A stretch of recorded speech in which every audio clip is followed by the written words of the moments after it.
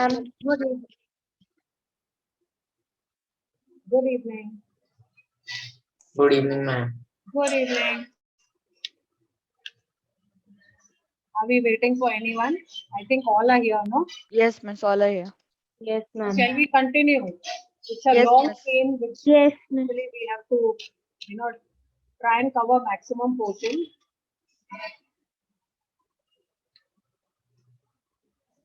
See, I think we had stopped at line 62 or 63, end of Shylock's dialogue. Just check. Yes. Miss, we have to start with Bassanio's dialogue. Bassanio's, yes, Bassanio's dialogue. There is no answer. That line. Thou Yes, un- Miss. Yes, Miss. Everybody has got that line. Yes, Miss. Yes, Miss. Did you understand the portion that was taught? Any Yes, doubt? Miss. Any doubts with that? No, Because I Miss. cannot complete the scene and then you say, ma'am, this line or maybe this portion of the scene I did not understand. So any doubts are there, you ask me now and then we will proceed. No doubt, Miss. Miss, no Ma'am, doubt. can you tell the page number?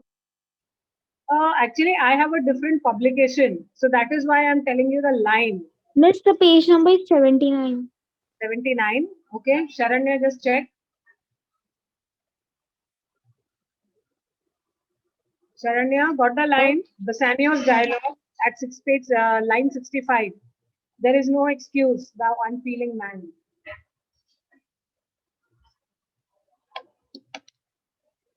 Yes, ma'am. Okay.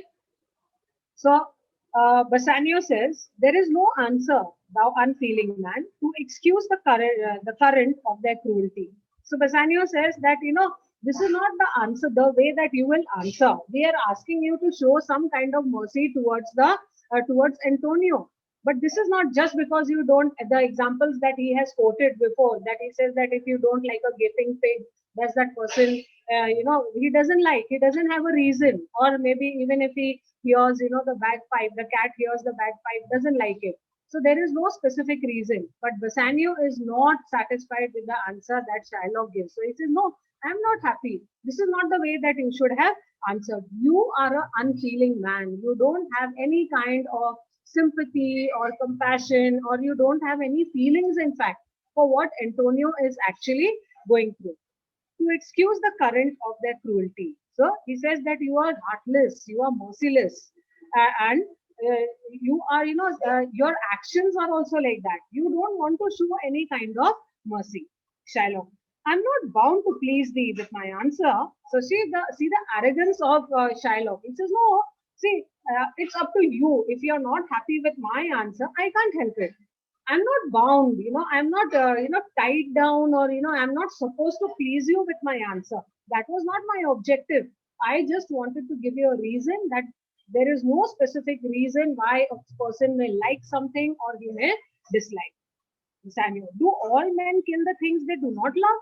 So Bassanio asks, he says that is it necessary that if you don't like something, you have to kill? So, in other words, he is asking Shylock that see, when you are going to take a pound of flesh from Antonio's body, indirectly, what are you going to do? You are going to kill Antonio. So, just because you don't like Antonio, are you going to take his life? And is that justified? Shylock, hates any man the thing he would not kill. So then Shylock says that is there any man who does not kill something that he truly hates? So according to him, if you don't like something, okay, or if you have a hatred towards something, you are fully justified in killing that person. So he says that, yeah, Bassanio, every offense is not a hate at first. So he says that, yes, but every fault, there is no fault of Antonio. But still, every fault is not a fault and it is not to be hated right from the beginning. Shallow. What wouldst thou have? A serpent sting thee twice? Listen, what are you trying to say? That you will allow the serpent is a snake. This is, in other words, what are you trying to say? That you are going to allow the snake to sting you twice and be ready to be, killed by that snake? Antonio, I pray you, think you question with the Jew. So Antonio is listening to the conversation that is taking place between Bassanio and Shylock, and how Bassanio is trying to convince, Shylock that she be merciful. Don't give these reasons which are not even justified. We are not happy listening to that reason. But then Shylock is very adamant. He doesn't want to give up the idea that he's going to take the pound of flesh. So he reminds Bassanio and he says that I pray thee, I request you, Bassanio, don't forget that you question with the Jew, you are arguing. Question means arguing. Don't forget that you are arguing with a Jew, same Jew who is merciless, who doesn't have any kind of compassion or feelings for Antonio. You may as well go stand upon the beach and bid the main flood wait his usual height. So then he gives example. You can mark this example now. Okay, what example does he give? To show that Shylock was really merciless. So he says that you can go to the beach and then you can bid, you can tell the waves, the flood, that means the waves not to rise to a certain height so that, destruction will not take place. He says, even those floods will listen to you. But a person like Shylock, you can't appeal to him at all. He is beyond words. He is unmoved. So you just can't, make him change his mind. He's so firmly decided. You may as well use the question with the wolf, why he hath made the eve bleed for the lamb. So then the second example he gives, he says that you can, ask a wolf, the same wolf who has carried away a young sheep, and the mother lamb, the mother sheep, the Eve, that is. Eve is the female sheep. The mother of that small sheep is trying to ask the wolf, why did you take away my young one? Even the wolf will give the answer to that. And even the wolf might, just melt down and might give that young one back to the sheep. But then he says, Shylock will not change. And you may as well bid the mountain pines to wag their high tops and to make no noise when they are threatened with the gust of wind. So he says, even you can go to the mountain tops and then you can tell the pine trees that, when you're swaying, the sound that is being produced, don't produce it. Don't sway. You can tell the trees that, don't sway and don't produce that sound. Even those trees will listen. What is the point that he's trying to make through these examples? He wants to say that even nature will change. But a person like Shylock will not change for anything. So it is, in other words, he's trying to say that it is useless. You're trying to talk to a man who doesn't have any kind of emotions. So when they are threatened means when they are blowing, when the branches are blowing because of the gusts of heaven, because of the breeze which is blowing in the sky. You may as well do anything most hard as seek to soften that. He says that you can do the most hard thing. Hard thing means the most difficult thing. Even that thing will soften. Soften means you might find some kind of consideration, some kind of affection, or that person may move, listening to your words. But Shylock is not that kind of a person. He will not be moved by words. He will not be moved by requests or pleas. So it is useless, Bassanio, that you are spending your time trying to change his mind. So you may as well do anything most hard and seek to soften that. Soften that means you're trying to change his mind. That which is harder. So something that is really very tough, he says that you are trying to fight against that. You are trying to change, but Shylock will not change. His Jewish heart, and what are you trying to change? His heart, Jewish heart. He's such a strong believer of Judaism. Okay, so that he will never, change. Therefore, I do beseech you. Therefore, he says, I beseech you, I request you. He says, therefore, I request you, make no more offers. He says, you are not going to make any more appeals to Shylock. It's a sure waste of time. Use no further means and don't even use any other means to, make him change his mind.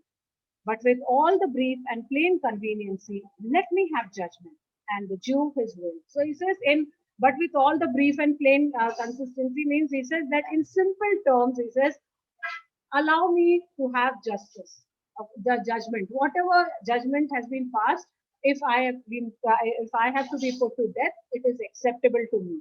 And let the Jew also have the satisfaction that justice has been, given to him. Are you all following? Yes. Yes, miss. Okay, Bassanio. For that 3,000 ducats, here is 6. So Bassanio is still not convinced. He's still trying very hard, till the last moment with the hope that, we never know, Shylock might change. But then Bassanio, he says that here you have given only 3,000 ducats. I'm giving you 6. You take 6,000 ducats and deface that bond. Cancel that bond, Shylock. If every ducat to 6,000 ducats were in 6 parts. Now imagine that he says that every ducat that you're giving me is divided into 6 parts, and those 6 parts, he says that it were like every ducat is in turn is divided into 6. So he says, I will still not change my mind. That means, what does it tell you about Shylock? When he's offered so much of money, still he's refusing. So what does it tell you about him? Miss, he want to take the pound of flesh from Antonio. He just wanted to take the pound of flesh, and we know for what reason he wanted to take the pound of flesh, because he wanted to take revenge. The way that Antonio had behaved with him, he was simply waiting for an opportunity to get hold of Antonio, and this was the best opportunity that he could have ever got. So he doesn't want to let that go off his hand. And then he says, if every ducat in 6,000 ducats were in 6 parts, and every part a ducat, I would not draw them. I would not draw them. He says, I will still not accept that much of money. I would have my bond. So he is very firm, he's very adamant, very, very stubborn. These are his characteristics. Okay, because you do get questions on characteristics. Okay, so he is portrayed as a very stubborn person, as a very headstrong kind of a person. You cannot change his mind at all. He says, even if you give me 6 times and each ducat is 6 multiplied again into 6 times, I will still not, take the money that you're offering me. Duke, how shall thou hope for mercy, rendering none? So the Duke also tries from his end. Now he's telling Shylock, he says that if you are not going to show mercy towards anybody, how can we ever expect you to show any kind of mercy towards anyone? Shylock, what judgment shall I dread? Doing no wrong. He's saying, why do you want me to show mercy? I have not done anything wrong. Wrong has been done to me. This man has, insulted me. He has humiliated me. I'm not afraid. I just want justice. You have among you many a purchased slave, which, like your asses and your dogs and mules, you use in abject and in slavish parts. So he's giving the example, and he says, like you have purchased a slave. In those days, there was a system of slavery where the people, they used to purchase these slaves, and these slaves were bound to do all the work that their master used to tell them. So he says, when you have purchased a slave, what do? You treat them like your ass. You treat them like your dogs and mules. So he says, do you give them a royal treatment? Do you treat them like, are you protected about them? Not at all. Why? Because you have purchased them with the intention of making them your servants. So you're going to treat them like the servant. You're not going to treat them like a master. You're not going to give them, all the lavish and the luxury of your house. So which like your asses and your dogs and mules, you use in abject and in slavish parts. So he says that you keep, giving them work one after the other, one after the other. You don't think that after all they are also human beings. Why? Because you have purchased them. You have given money for that. So he says, because you bought them, shall I say to you, let them be free? Marry them to your heirs? Why sweat thy under burdens? So he says that just because you have purchased, but just 1 minute. Huh?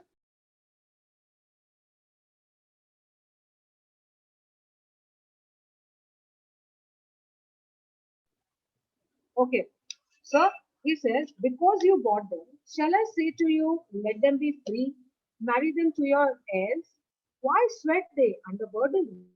So he says, oh, are you expecting me to say that, you have got that bonded labor and you are going to allow that slave to get married to your children? Are you going to give that slave so much of liberty? Are you going to give him such a royal treatment? Obviously not. Why? They sweated under thy burdens. You are going to make them slog. You're going to make them work very hard to make them toil. Marry them till their heirs, why sweat they under the burdens? Let their beds be made as soft as yours, and let their palates be seasoned with such viands. So he says that are you going to treat them the same way that you're treating your children? Obviously, no. Why? Because you have paid money for that slave, and then you are not going to give them the same comfortable bed that you sleep on. Neither are you going to, give them the same kind of food. See this line. Let their palates be seasoned with same viands. Viands are same food. This is the same delicacy that you have. Are you going to offer that to your slave? Obviously, no. Says, why no? Because he's your servant. He's not your child. He's not. You're not his caretaker. So you are going to treat them like your animal. You will answer. The slaves are ours. So do I answer you? So he says, yes. You would say that. See, it is up to me how I want to treat my slave. If I want, I can treat him like a lord. And if I want to ill treat him, I can make him feel like a dog. It is totally up to me. So he says, I think I have given you an answer. Did you understand this part? How he is trying to justify that taking that pound of flesh, he is right. Okay, get this part very, very clear because you do get questions based on this. Okay, so then he says, we season with such viands, you will answer, the slave are ours. So do I answer you. The pound of flesh which I demand of him is dearly brought. So he says, the pound of flesh which I'm going to get from Antonio, I have got it. I have given him that 3,000 ducats. So I don't want the money. I want that pound of flesh. It's mine. He says, dearly brought. He says, I was waiting for this chance. I have given every coin and pie of that to him. So now it's that I have bought that flesh and I'm going to take it. It's mine and I will have it. If you deny me, fie upon your law. So he says, if you deny that, if you tell me that, okay, don't take the pound of flesh and you settle down for something else, he says, no, it's a fie, it's a shame. He says, it's a shame on the entire judicial system of Venice. See, he has raised such a big question. If he wanted, he could have just sorted it out outside the court. But he didn't want to do that. He made it a big issue. They come into the court. The Duke is there, and the Duke is also appealing to him to show mercy, but still he is very, very adamant. And then he says, if you don't give me justice and if you don't allow me to take that pound of flesh, then everybody will be doubtful about your judicial system. There is no force in the decrees of Venice. I stand for judgment. Answer, shall I have it? So then he says that there is no decree. Decree means law. He says there is no law which states that I cannot take the pound of flesh. Whatever I had written in the bond, I'm just following it. I had written that I will take a pound of flesh. So now I have the full authority to take it.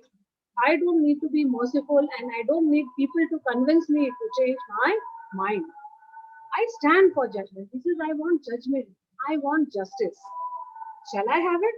And then he's asking the Duke, he says, are you going to, give me justice? Duke, upon my part, I may dismiss this court. So he says, oh, I'm feeling so bad, that you are not able to understand what we are trying to, put into your head. He says that, if it was within my authority, upon my power means if it was left totally to me, I may dismiss this court. He says that I will adjourn this court. I don't want this kind of a silly case coming up in the court. Unless Valerio, a learned doctor, whom I have sent for to determine this, come here today. So he says, see, I don't want to take any judgment. I am waiting for the learned doctor called Valerio, who is, very knowledgeable, and he is the person who is going to, administer justice to you. And he is expected here today. Celerio, my lord, here stays without a messenger with letter from doctor. New come from Padua. So Celerio, he says that here, Lord Duke, here there is one servant, there is a messenger who has come with a letter from Dr. Valerio. And he has come from Padua. Duke. Bring us the letters, call the messenger. So the Duke tells Celerio, he says that go call that messenger inside and tell him to show us the letter. Bassanio, good cheer, Antonio. What man courage, yet the Jew shall have my flesh, the blood, bones, and all. ere thou shalt lose for me one drop of blood. So Bassanio says that, oh, good, at least, a person who's really knowledgeable, a person who is capable of handling such cases will be there to take up this and give us justice. So he says, what man courage? Yet the Jew shall have my flesh. He says that before the Jew can take my flesh, my blood, he says, everything I'm willing to offer you, Antonio. I don't want you to lose even one drop of blood. I will try. I will try and save you till the last minute. So I'm going to do that. And I feel that Dr. Valerio at least will be sensible enough in understanding the situation and will help you out. Antonio, I'm a tainted wether of the flock, meetest for death, the weakest kind of fruit. So then Antonio has actually given up hope. So he says that I'm the tainted wether of the flock. He says I'm like, the sheep in the flock which is sick and which we know is not going to survive very long, is bound to die. So he says I'm like that sheep. I don't know. I know very surely that I am going to die.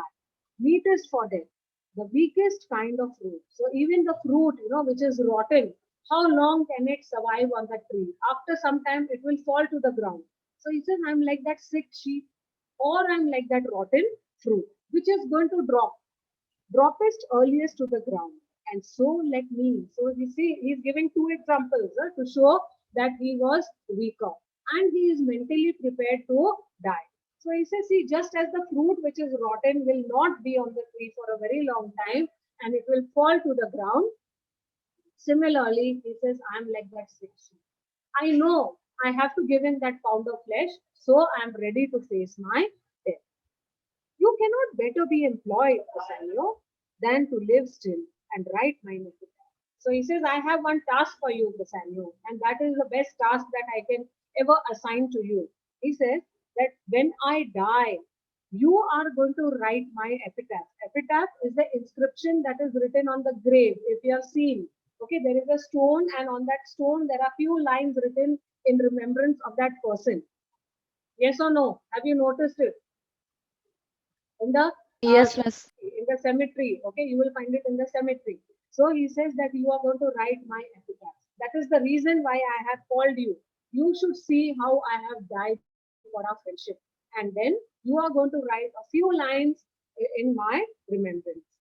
Enter Nerissa dressed like a lawyer's clerk. Now at that point, Nerissa comes here. She's the clerk now. Jew. Come here from Padua, from Valerio, Nerissa. From whom, my lord? Valerio greets your grace. So he asks her, he says, oh, have you come from Padua, from Dr. Valerio? She says, yes, both means I have come from Padua and I have brought Dr. Valerio's message. Valerio greets your grace. He says he sent his greetings. Greets means he has sent his greetings to you. Then she gives the letter to the Duke, Bassanio. Why dost thou whet thy knife so earnestly? Now Bassanio is looking at Shylock, and Shylock is, he's whetting the knife. Whetting the knife, he's sharpening it.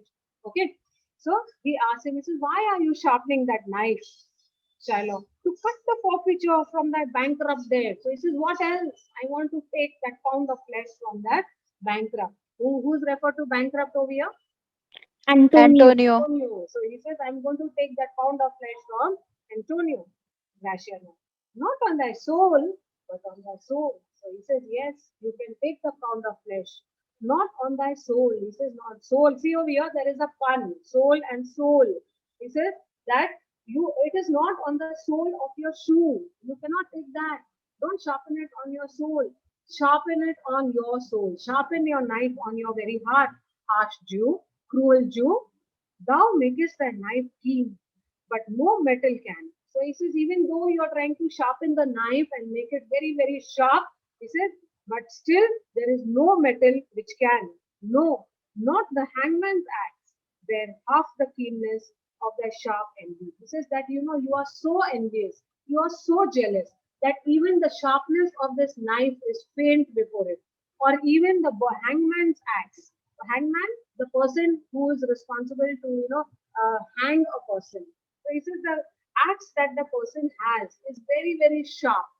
Okay. He says even the sharpness of that axe is less. compared to the way that you are sharpening that knife. You're so evil. You're so evil. You're so jealous. Can no prayers pierce thee? So once again, Graciano is trying to change him, and he says that can't we just pray? Pray means only a request. This is can't we request you to change your mind? Shylock, no, none. That thou hast will enough to me. So he says, no, none. Please don't try. He says, you are not going to try and change my mind. Thou hast wit enough to make. He says, I know that you are a witty person. Witty, you are an intelligent person. And he says, you are clever enough to make me change my mind. He says, please don't try. I will not change my mind. Gratian. Oh, be thou damned inexcreable dog. So it says, oh, if you are not going to change, then you are an inexcreable dog. Inexcreable, shameless. He says, you are like that shameless dog who will not change for anything. And for their life, let justice be accused. So he says, and as far as the life is concerned, he says, okay, let's leave it to the justice. Thou almost makest me waver in my faith to hold opinion with Pythagoras, that souls of animals infuse themselves into the trunks of men by currish spirit. So he says that you are making me waver in my faith. Waver means, my faith. I believe in the thoughts of Pythagoras. Pythagoras, the philosopher. Okay, he was also a mathematician. So as a philosopher, he believed, that the souls of the animals would go into the body of human beings. So he says that, I think, Shylock, when, the one of the animals have died, the dog which has died, his soul has come into your body. That is why you're behaving like one dog. Okay. The souls of the animal infuse themselves. Infuse, they enter into the trunks. Trunks is the body of men. Thy courage spirit. And that is why you're behaving like a cur. You're behaving like a dog. Govern a wolf. Even, even a wolf is, we know the wolf is very, very cunning. So he says, you are even more cunning than that of a wolf. Who hang for human slaughter, even for the gallows, did his fell soul feast. And whilst thou layest in thy unhallowed dam, infused itself in thee for thy desires. So he says that your evil spirit once lived in the body of a wolf, he says, and who has hanged for killing a man. He says, now see, sometimes maybe, the way you're behaving, it's like, the way a wolf would behave.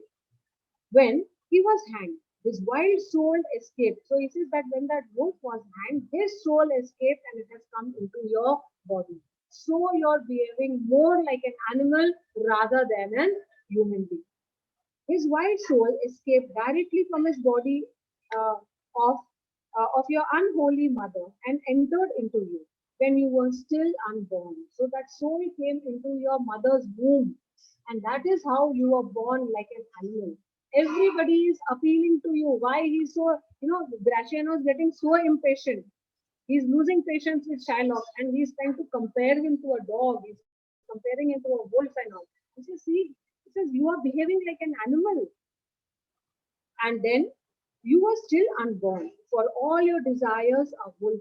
So he says, you are, like that wolf, which is very, very cunning, which is very, bloodthirsty. You are bloodthirsty. You just want to take the pound of flesh from Antonio's body. Excuse me, Miss. Yes, yes, Renuka. Miss, what is the meaning of gallows? Gallows. Gallows is a place where a person is hanged. Okay, Miss. So, infuse itself in thee for thy desires. Are wolfish. He says your wishes are very wolfish, like that wolf and like the wolf, and they are bloody. You are bloodthirsty and ravenous. Ravenous, you are hungry. You are actually striving. You are actually desperate to take your revenge. Shylock. Till thou canst veil the seal from off my bond. So it says, until your abusive words destroy the legal safeguard of my agreement, you are only hurting your life. This is you are wasting time, Graciano. You are just harming your lungs, harming your vocal cords. You know very well. I will not listen to you. You can shout. You can rail means you can shout. but it is of no use. You are just going to harm your lungs. Thou but offend thy lungs to speak so loud.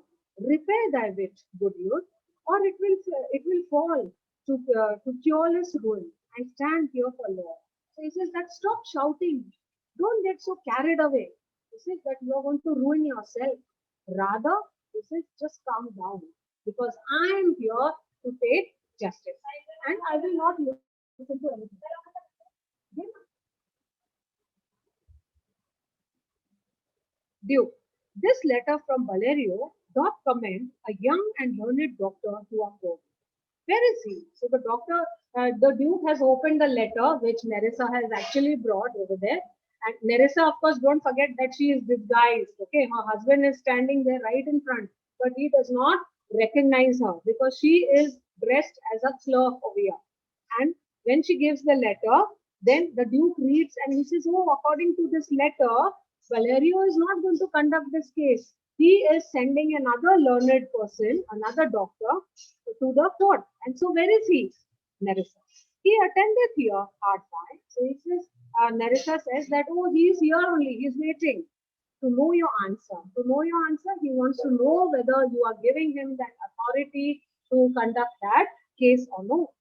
Whether you'll admit him, whether you'll admit him, whether you will allow him to conduct that case. Duke. With all my heart, come some 3 or 4 of you, go give him courteous conduct to this place. So Duke says, yes, of course, with all my heart, I'm more than happy, to welcome that learned lawyer. Let him come in. And also, he tells his attendants, 2, 3 of you all go out and bring him with due respect into the court. Escort him. Courteous conduct means escort him into the court. Meantime, the court shall hear Valerio's letter. In the meantime, he says, let me read out what Dr. Valerio has stated in the letter. Are you following, everyone? Yes, miss. Yes, miss. Any doubts so No, far? miss. No, miss. No, No. miss. Okay. Clerk reads, Your Grace shall understand that at the receipt of your letter, I am very sick. But in the instant that your messenger came in loving visitation, was with me a young doctor of Rome. His name is Balthazar. I acquainted him with the cause in controversy between the Jew and Antonio the merchant. We turned over many books together. He is furnished with my opinion. See now what the letter is stating. The letter states, he says that Dr. Valerio says that when I received your letter, he says I was not well. At that time, but in that instant means at that time, I had a messenger who had visited me. In loving visitation means who had come on a friendly visit to me. And who was that? A young doctor from Rome. His name is Balthazar. He says, in fact, I have discussed this case with my friend, and he is the one who is going to conduct this case now. Because I have acquainted him. I have upgraded him or I have informed him about everything about the controversy that has taken place between Antonio and Shiloh.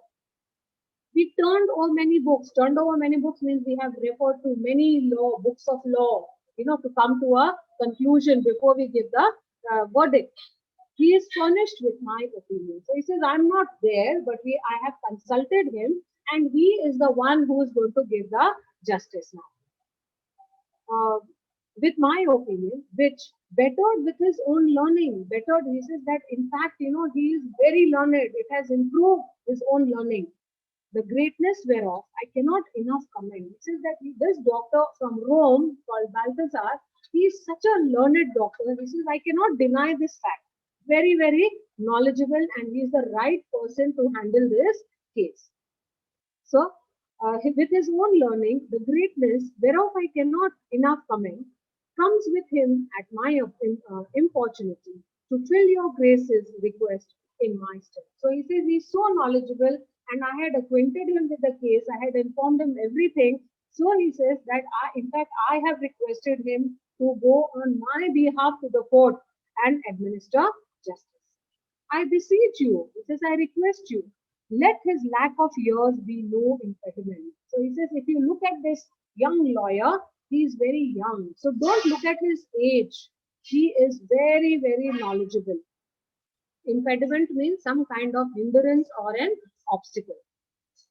For I never knew so young a body with so old a head. So he says, because if you look at this young lawyer, he looks very young of age, but in his head he is very, very wise. He's a very wise person, very knowledgeable person. So I feel that he is the right person to administer justice. I leave him to your gracious acceptance. This is from my side, I would recommend this friend of mine. But then ultimately, Duke, it is your decision. If you feel that yes, this doctor is capable and he can, handle this court, nothing like it. I leave him to your gracious acceptance, whose trial shall better publish his commendation. So he says that you will see once the trial starts off, everybody will start praising this lawyer. Duke. You hear the learned Valerio, what he writes? And here I take it, is the doctor come. So Duke said that, oh, has everybody heard what is stated in the letter? He is reading it out to everybody. So, in other words, he is taking the opinion of everybody in the court. That is it agreeable that shall we appoint Balthazar as the lawyer for this case? And then he says, yes, I think, and take this doctor in. Enter Portia dressed like a doctor of law. So Portia enters and she is dressed like a doctor of law, like, a lawyer. Are you all following? Yes, Yes, miss. miss. Okay. Give me your hand. Come you from old Valerio. So the Duke comes forward, he welcomes Portia and he says, oh, give me your hand. He kisses her hand and then he says, oh, have you come from Valerio? Portia, I did, my lord. She says, yes, I have come from Valerio. Duke, you are welcome. Take your place. Are you acquainted with the difference that holds this present question in the court? So then he says, yes, take your place means he has agreed. Okay, he has agreed that Portia should, conduct that case and administer justice. So he says, are you acquainted? Are you aware of what, the difference, what the controversy is about? Portia, I'm informed thoroughly of the case. So Portia says, no, Duke, you don't have to tell me what the case is. I am, thoroughly informed by Dr. Valerio. I know even the minutest detail of this case. Which is the merchant here and which is the Jew? She says, I don't want to know the case. I want to know who is the merchant here in the court and who is the Jew. Jew. Antonio and old Shiloh both stand forward. So the Duke says, oh, we want both now of you all to stand forward. He calls Antonio and then he tells Shiloh, even you stand forward. So that she recognizes you. Portia, is your name Shiloh? Shiloh. Shiloh is my name. Portia, of a great nature is the stuff you follow. So Portia says that is your name Shiloh? He says, yes, my name is Shiloh. So she says that you of a strange nature is the suit you follow. She says, you have come with a very strange case. Yet in such rule that the Venetian law cannot impound you as to do you proceed to Antonio. You stand with this danger, do you? So she says it's a very, very, rare or a strange case. Nobody has come with a case like this to me, where the person is demanding for a pound of flesh in return. And then she looks at Antonio and she says, oh, you are standing in danger. Your life is in danger. You agree or not? Antonio, yeah. So he says. So Antonio says, yes, I know. So he says, means he's saying that he's going to take my life. Do you confess the bond? Portia asked Antonio. She says, do you confess means do you agree that whatever is written in the bond, you are aware of it? Antonio, I do. Portia, then must the Jew be merciful? So Portia says, then shall I request the Jew to be merciful? So once again, see, Bassanio has tried, Graciano has tried, Duke has tried, and finally now Portia is also trying to convince, Shylock to show some kind of mercy. Portia, the quality of mercy is not strained. Underline this. This is an important paragraph, an important part of the play. The quality of mercy is not strained. It droppeth as the gentle rain from heaven. So now she's talking about mercy. Why she's quoting mercy over here? Because through examples, she wants to, change Shylock's mind. Dhanashri, you want to say something?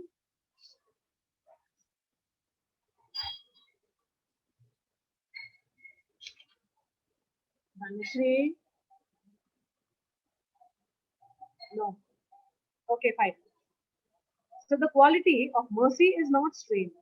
It droppeth as the gentle rain from heaven. She says that you cannot force the quality of mercy onto anyone. When a person feels merciful, he will show that quality openly. So she says it is like the gentle rain which falls from the heaven upon the place beneath.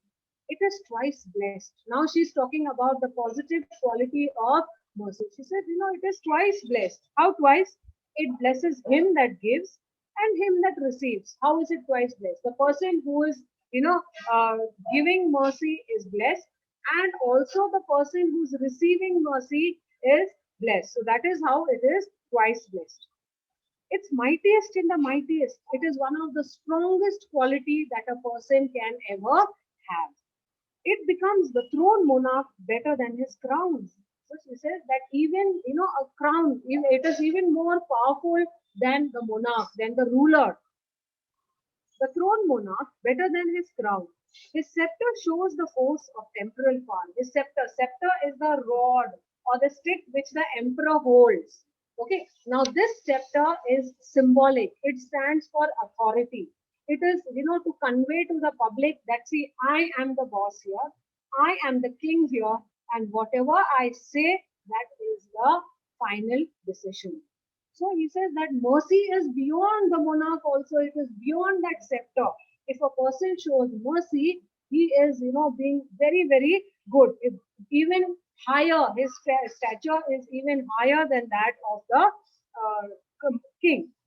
His scepter shows the force of temporal power, the attribute of awe and majesty. Now that scepter, the scepter is the rod which shows authority. He says that whenever anybody looks at that scepter, he's awestruck, he's frightened, he's scared. Why? Because that rod stands for authority. The emperor has the authority to pass any kind of verdict, any kind of law. So people are afraid. But he says, quality of mercy is above that also, above that scepter, the attribute of awe and majesty, wherein doth sit the dread and fear of kings. But mercy is above the sceptered way. It is enthroned in the hearts of kings. So why is that mercy above the scepter? Because it is there in the hearts of kings. It is an attribute to God Himself. So it says that when a person is showing mercy, he is exhibiting God-like qualities. Are you following this? He is exhibiting God-like qualities. It is enthroned in the hearts of kings. It is an attribute to God Himself. Attribute, it is a quality. And earthly power doth then show like its God. So he says, if men on earth show mercy, then they are showing qualities of God on earth. When mercy seasons justice, therefore, Jew, though justice be thy plea, consider this. So therefore, she says that if you are convinced of what I have said, that if you show mercy, that means you are showing God-like qualities. So if you agree to that, she says, can't we expect you to show mercy? And earthly power doth men show thy gods when mercy seasons justice. Therefore, Jew, though justice be thy plea, consider this, that in the course of justice, none of us should see salvation. So Jesus that remember that whenever you are showing any kind of justice, you should, not harm anyone. Your intention should not be to harm. Show mercy, be kind, we do pray for mercy. So she says, we are requesting you to show some kind of mercy. And that same part dot teach us all to render. So she says, whatever I have told you about mercy all this while, she says, I want you to show some kind of mercy. And if you show mercy, you are going to set an example to the other people also. The deeds of mercy. I have spoke thus much to mitigate the justice of their deeds. This is why have I given you these examples? Why have I quoted about the quality of mercy here? She says, it's not my job. I don't need to do it. But then I want you to mitigate. I want you to change what you are actually asking for. Okay, change your request. If which, if thou follow, the strict court of Venice must needs be give just sentence, gainest the merchant there. So he says that if Portia says, if you show some kind of mercy, she says that we cannot deny. If you want a pound of flesh according to the law of Venice, you will get it. But if you are willing to change your mind and you want to show some kind of mercy towards Antonio, so you are going to do a big favor towards Antonio. Shiloh, my deeds upon my head. He says, mercy? No. He says, my deeds upon my head. He says, I am responsible for whatever I'm doing. I don't want to take the position of God. I don't want to show God-like qualities. He says, whatever I'm doing, I will stand for whatever the result is. I crave the law. I crave the law means I want the law to be administered. I want justice to be administered to me. The penalty and forfeit of my bond. This is what I want. I want the penalty. Antonio has failed to pay me that 3,000 ducats, so he has to be penalized, so he has to be punished. And what is the punishment? He gives me 1 pound of flesh. Portia. Is he not able to discharge the money? Then she looks at Antonio and his friends and she says that if this man is so adamant, okay, on terms and conditions of the bond, she says, is he not able to pay back the money then, Antonio? Bassanio, yes, I tender it for him in the court. So Bassanio immediately agrees and he says, yes, I have offered him. I have offered him in the court openly.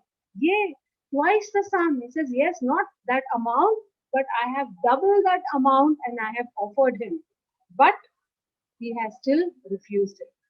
If that will not suffice, I will be bound to pay 10 times over. So Bassanio says, if he is not happy with double that amount, I don't mind paying him 10 times that amount on forfeit of my hands, my head, my heart. If this will not suffice, he says that if I fail to pay, he says, I don't mind giving my hand, my heart, my body. So, in other words, he says, I'm willing to die, but I don't want my friend to lose and his life. So, you can see over here the bond, that is strong bond of friendship that is there between Antonio and Bassanio. How he is trying to fight, how he is trying to, prove to the court that, he is doing everything possible to save his friend. But Shylock is so adamant, he is so cruel that he wants only the pound of flesh. So if this will not suffice, so if this is not sufficient, it must appear that malice bears down truth. So he says that if he is not happy with even 10 times that amount, then it becomes very, very clear that he is full of malice. Malice is evil. That means he does not want the money. He is an evil-minded person and he wants to seek the life of my dear friend. That malice bears down truth.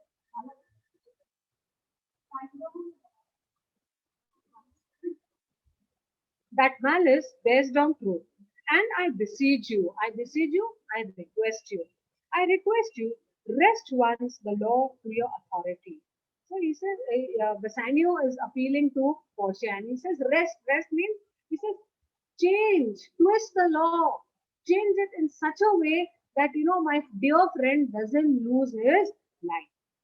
To do a great right, to do a little wrong. And why is he asking her to do right? He said, because some wrong is being done to my friend. What wrong is being done to his friend? And what is the right referred over here? Miss taking the 3,000 ducat. Yeah, that is the right thing. Okay. And what is the wrong? Taking a pound of flesh Pound of from flesh. Anthony. So he says that, see, it's wrong that in return for that 3,000 ducats, Shylock is demanding for a pound of flesh. So let us turn things and put it in the right way.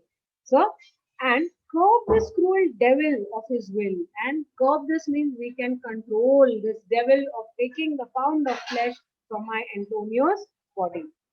and also, control this devil from, satisfying his evil intentions.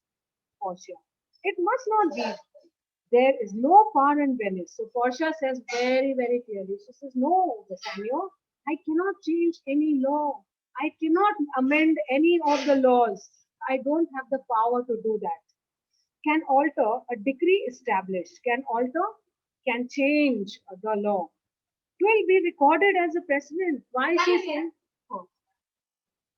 she says that she cannot change? Because she says if I do make a change in any of the laws, then what will happen?